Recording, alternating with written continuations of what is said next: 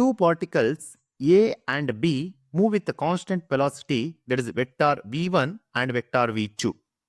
At the initial moment, their position vectors are vector r1 and vector r2 respectively. The conditions of particle A and B for their collision is what we need to find here. Okay.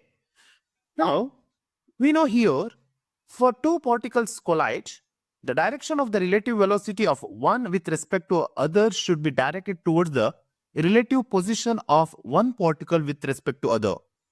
That is, r1 vector minus r2 vector divided by mod of r1 vector minus r2 vector.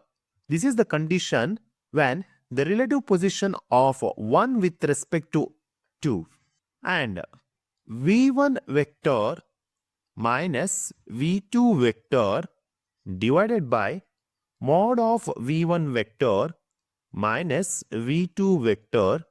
This is the direction of velocity of 2 with respect to 1.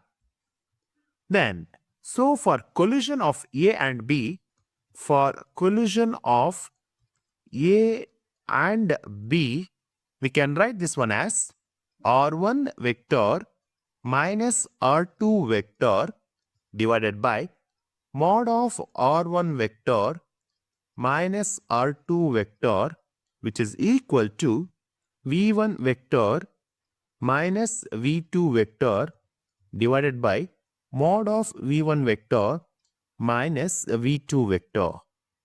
Then, this is the collision of A and B. So, option B is the right answer here.